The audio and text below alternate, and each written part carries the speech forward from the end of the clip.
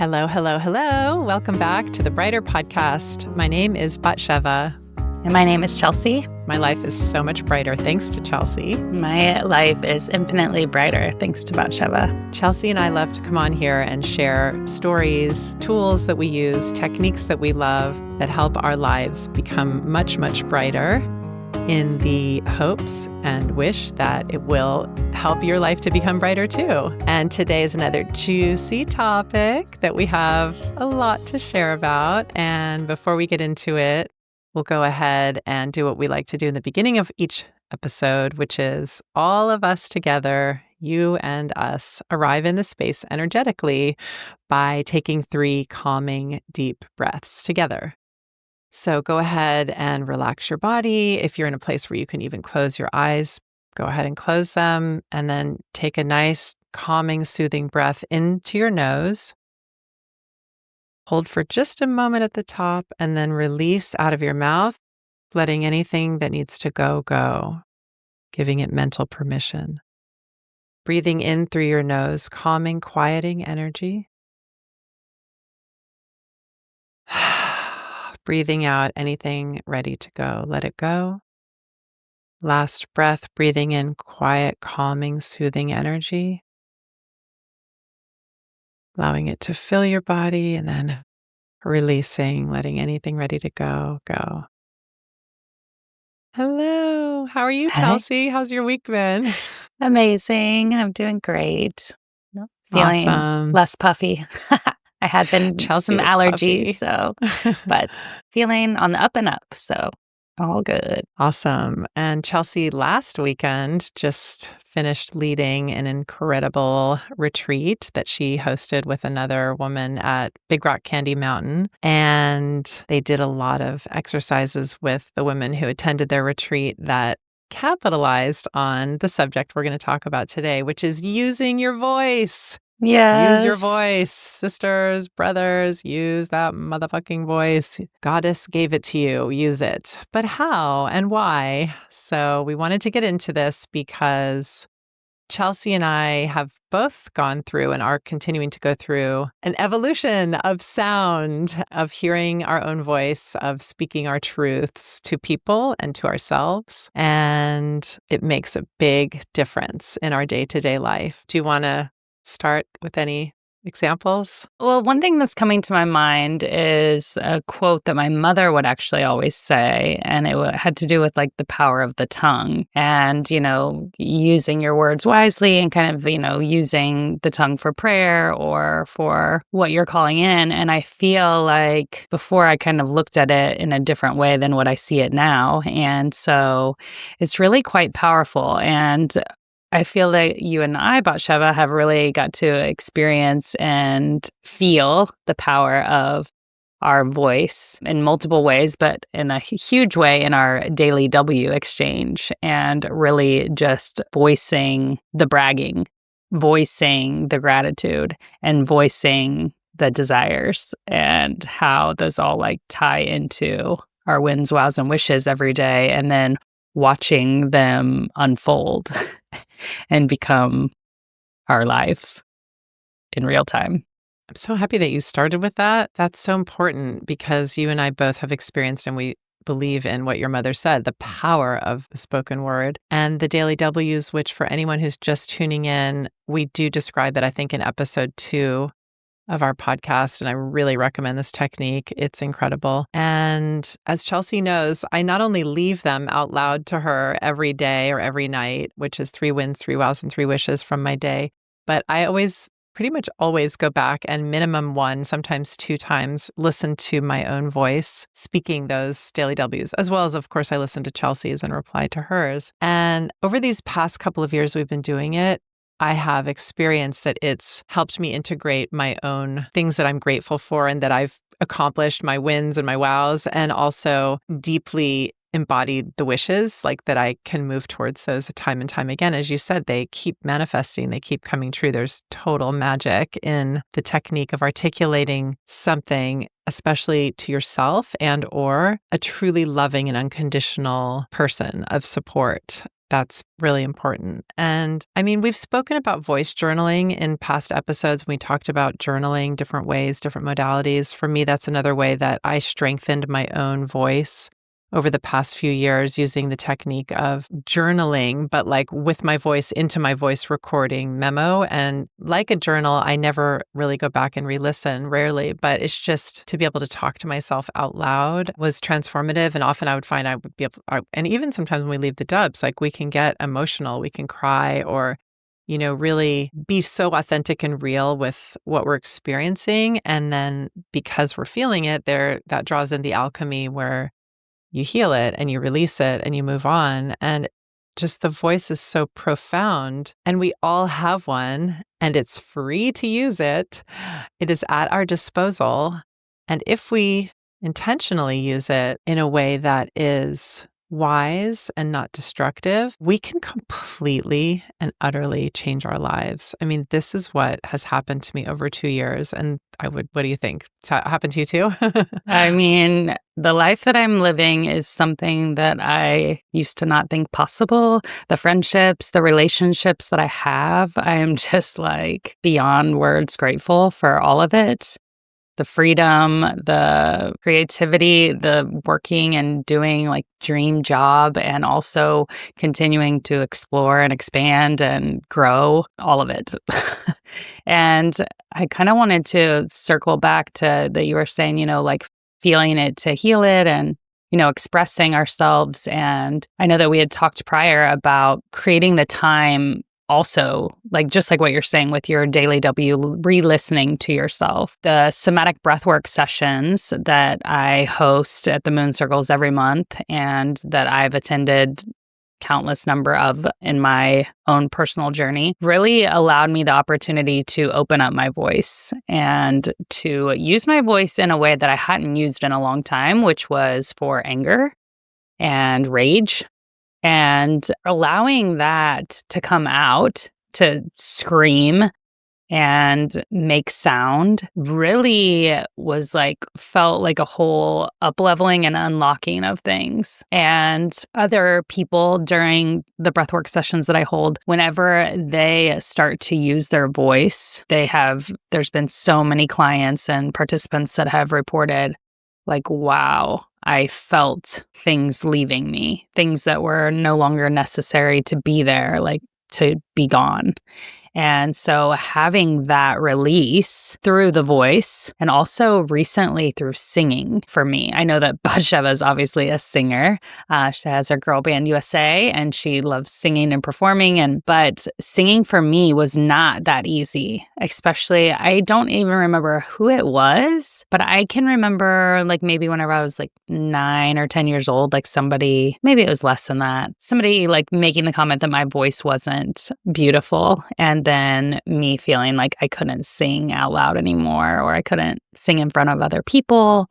And, that was something to kind of be ashamed of. And I didn't like win any of the leading roles in the school plays or, the little programs, the Christmas program that you put on. So feeling subconscious about that. But thinking about the retreat this past weekend, or not this past weekend, the weekend before, we had a song circle. And for me and my friend to lead a song circle was just incredible. One, like it was a huge up-leveling for both of us because neither one of us had necessarily done that. And the power that came behind it, and tears flowed. There were tears flowing. People were like, whoa. And it just like shows even more of how powerful the voice is. And, the throat chakra, like being our voice and unlocking that and being able to speak our truth and live in our authenticity and express ourselves in all these ways, especially as women, it wasn't that long ago that we weren't able to use our voice. We weren't able to vote. We weren't able to have a checking account without a man being on it. There were so many things. And so now, like really being able to share like through platforms and through song circles and with each other is medicine. And I think what you're sharing is so vital for anyone listening who's done breath work or chanting or singing in a way that's kind of sisterhood or if brotherhood or really just from the heart and the soul. So you know the power of this. And if we think of it like a technique, like anything else, like journaling or meditation or yoga, if we think of finding these outlets for our voice and breath as a technique that we should proactively choose for ourselves, like Chelsea said, you can schedule these in and release anger and rage through, as Mama Gina puts it, her swamping session, or these sessions of pure expression, vocal expression of angst, like anguish and rupture and despair, then when I've done that, I find after I am flying and I'm more alive, my body is more sensitive in beautiful ways. My mind is more alert and calm and centered. And I was thinking that I could contrast that with, in my 20s, the story that I've written about that happened when I really wanted to be a singer-songwriter. That was my goal in my 20s before I got married, like professionally. Before I had a band, I was invited to sing with these two guys. We're putting together an all-female pop, like girl band, basically. And, I live in LA, it's Hollywood, and there was like a real opportunity. One of the guys had produced another girl act that had gone on to tour and like had pretty like impressive success. So when I got tapped to audition and I got accepted, I was like, oh my God, this is my chance. I'm going to become a big star. My dream will come true. And I had only like about 2 rehearsals where I was, singing the songs that they wrote and singing and singing and singing more than I really had been singing in public. And it fucking triggered some deep wounding and trauma that I had not yet dealt with back in the pre-enough therapy. I was in therapy, but I hadn't had enough yet. And like just pre-breath work, meditation. I mean, just releasing all this sadness that I had carried with me throughout my childhood and teenage years and early 20s. I could not control it. I started sobbing during the rehearsal, and I was mortified and I couldn't control it. And that whole weekend, I couldn't stop it. I was like on the ground crying my eyeballs out. I was in therapy and I went back into therapy and I wound up getting fired from the group. It was devastating. And it even made me remember another time, my first job in LA when I was like 21, 22, working for this like asshole dude who was the head of the soundtrack. He was like the head of soundtracks at maybe Capitol Records. And he was just a dick and he was mean. But I mean, I was young and I hadn't worked through my trauma. So when I was sick and not feeling well and I was trying to please him and not speak up for myself, again, the same thing happened. I just wound up sobbing and crying and I couldn't stop myself. And I got fired from that job exactly because of that too, which, I survived. So it's a good story, but it was pretty traumatic. And all this is to say that, I mean, looking back, I have so much compassion for myself because I was just so sad and I literally needed a way to get those feelings out because I hadn't allowed them and there had been no portal, there had been no opening, there had been no situation in where I felt safe and where I was encouraged to do that. It was my generation. I mean, that just wasn't a thing. When I was in my 20s, therapy was still very like, you're going to a therapist? It was not like it is today, where everyone today is like, you're not in therapy? Like, what's wrong? Get in therapy, or at least like try it. At least do it for a stretch. Get to know yourself. But Gen X, my generation, we were kind of the first generation to step into it, and there was so much judgment against it. And there probably weren't even that many good therapists back then, and there certainly weren't all the amazing modalities that we have today with tapping and breath work and EMDR that helps us really move through the trauma so much quicker. But I can kind of like bookend that sad story with like what just happened this weekend. I was with a friend who has a really strong personality who I adore, and she had like certain vision for the day and the way it was going to go and what we were going to do. And in the past, I would have just like done what she wanted because that's always been my personality, to kind of like when I'm with someone who's much louder than me or much more strong internally than me, I just kind of become the softer one and like go with the flow.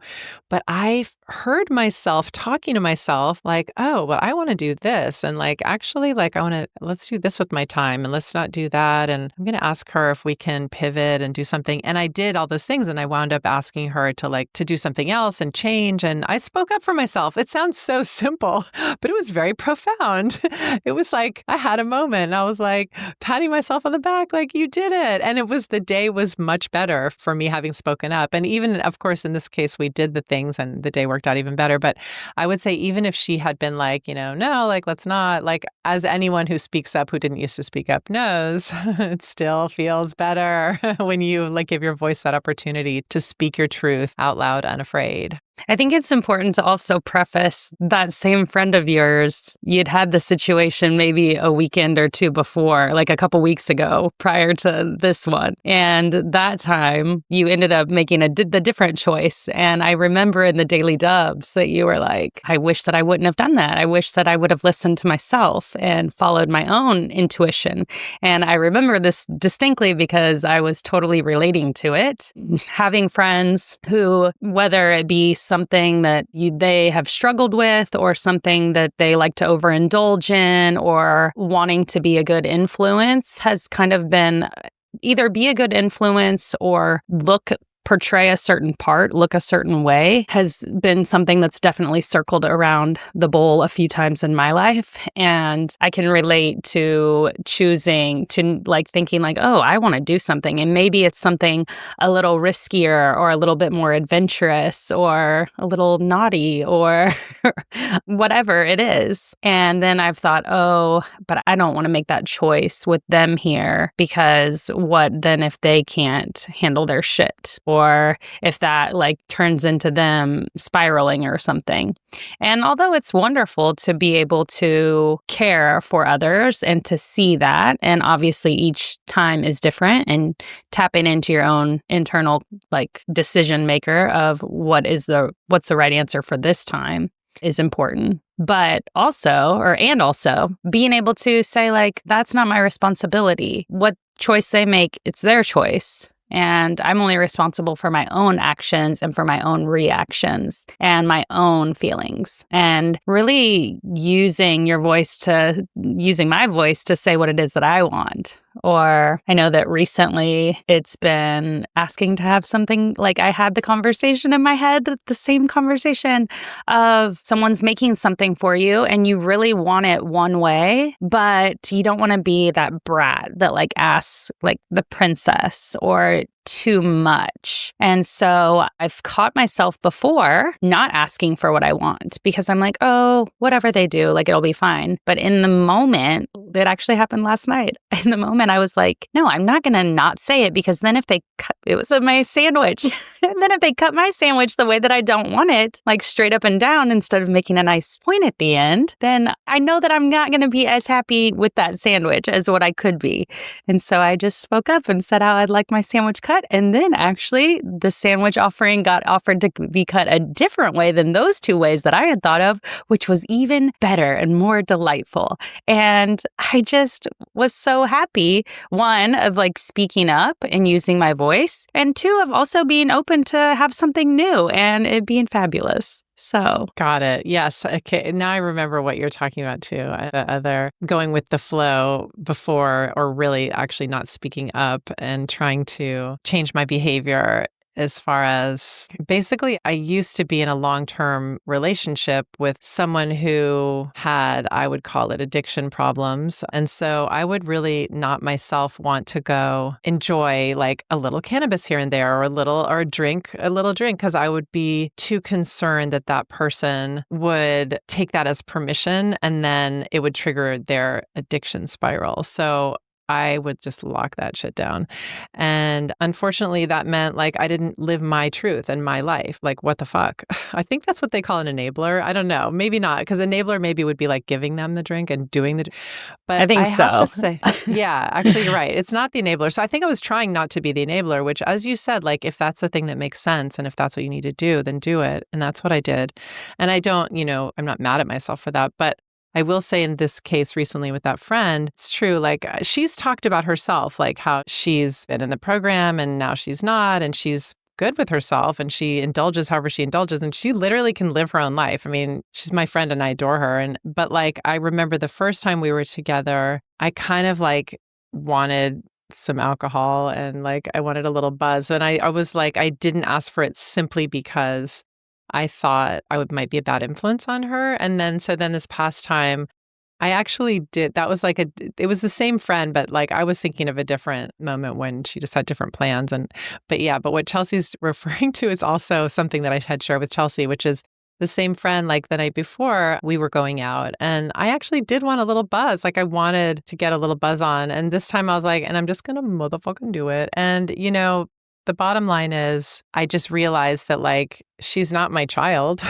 So therefore, I don't need to like not speak up about what I want. And this issue maybe has more kind of like angles to it. It's not a sandwich. It's like, things that people can spiral. So maybe there's more to be said on the subject. And I'm not sure I'm qualified even to say it or talk about it, other than just like, it did feel good to just be myself is really what Chelsea and I are saying, and just speak up for ourselves what we want. And, some of you listening might be the kind of people who are just like, oh, I always do that. Like, I feel like there's certain people who are gifted in this lifetime with just this wonderful personality trait where maybe it rubs some people the wrong way, but honestly, fuck those people, because you ask for and say what you want and who you are, and you speak your truth. And if you're one of those people, know that I admire you, and that as I grow into that version of myself, I embrace and admire you even more because I appreciate it and I feel it internally myself. And if you feel any sort of haters or backlash, just know, there's always maybe ways to say things that can be more compassionate or with more empathy, or, to be a maybe listener more if you're one who always speaks first. But that said, like, good for you for speaking your truth is what I would say. And for those of us who it's maybe a lifetime of working on this, and even people who speak their truth, sometimes maybe they don't connect with some of the deeper inner wisdom that's available to you, that's available in your heart in those quiet moments. That's the goal, is to always evolve and give expression to some of that hurt or rage or just simply your truth in safe ways and in a way that you feel empowers you, because that is everything. Like Chelsea just said to me earlier this morning when she replied to like my W's from last night.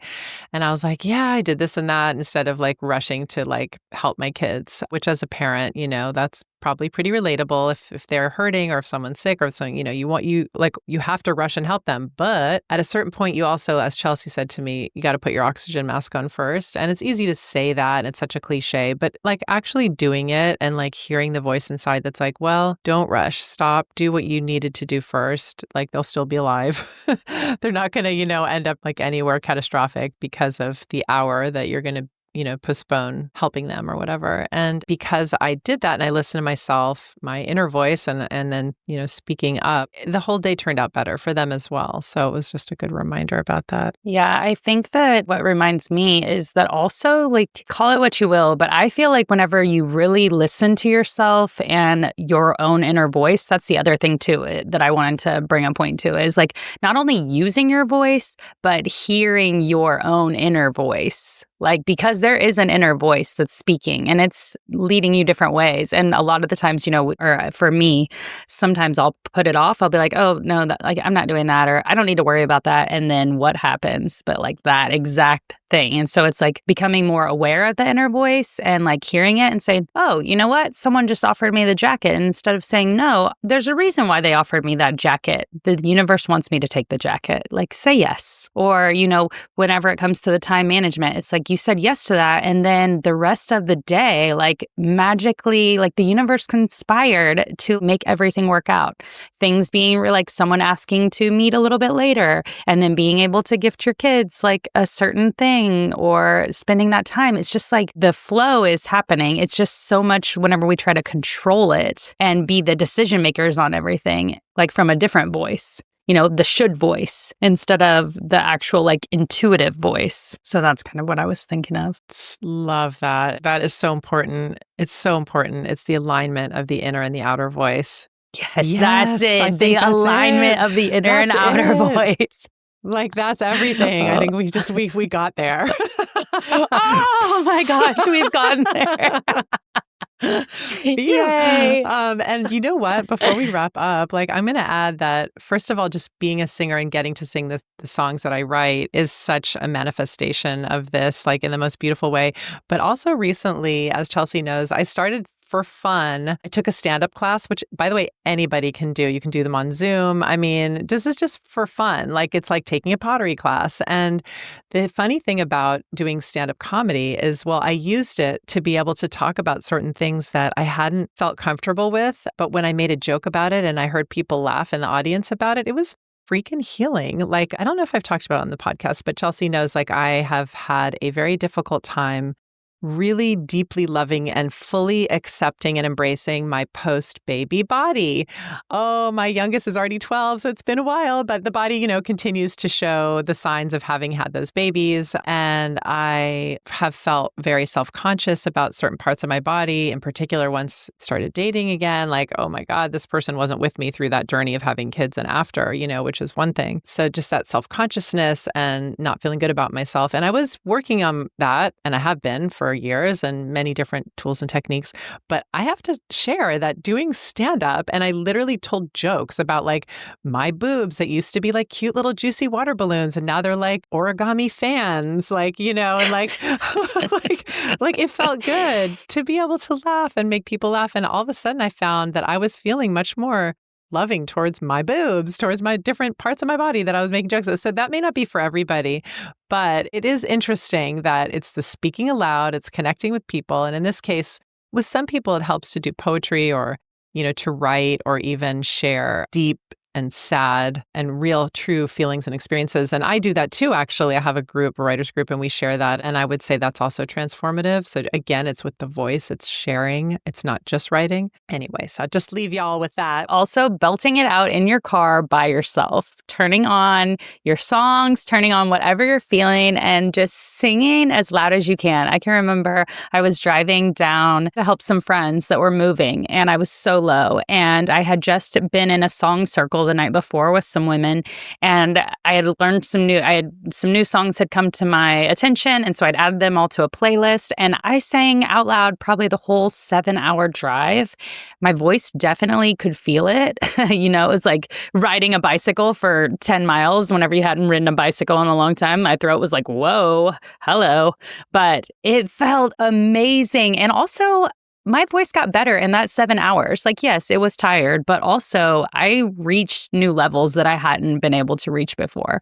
So it just goes to show every part of your body, every muscle, everything, whether it be your brain and neuroplasticity, your voice and singing, your butt muscles and riding the bicycle, like all of it can be improved. All of it can be flexed, can be worked, and can get you to whatever it is that you truly desire. I love that. Yes, I'm happy that we ended on that. Okay, perfect. So we hope that we're going to send you guys off singing and belting out songs into your car. And first, before we do, we're going to go ahead and finish the episode as we love to do, which is sharing just a little snippet of our daily W's. We'll share one win, one wow, and then Chelsea will share a wish. So my win, which is what I'm bragging about from today, is that I did a full hour of sitting meditation this morning, even though I had like 4 other things that could have, grabbed my attention and distracted me. But instead, I did the whole hour, and I'm really, really proud of myself for doing that, because I know that it makes a difference in my day. And my wow for the day, what I'm grateful for, well, it showed up in my daily W from last night. I'm going to say it again. I'm grateful for my beloved friend, Chelsea. She is just a sister goddess friend, a beloved soul friend of mine. And we've been on this friendship journey now over 2 years, which is crazy. We've been exchanging audio texts every single day for 2 years. And she's watched me and I've watched her, and I've supported her and she's supported me. And we've cheered each other on, and we've cried with each other and laughed with each other. And what would I have done without you, girl? I'm so grateful for you. You're my wow. Thank you. The feeling's mutual. All right. My wish. This is such a beautiful thing too, because I've been doing a training course, and actually the topic for this week and last week was all about desire.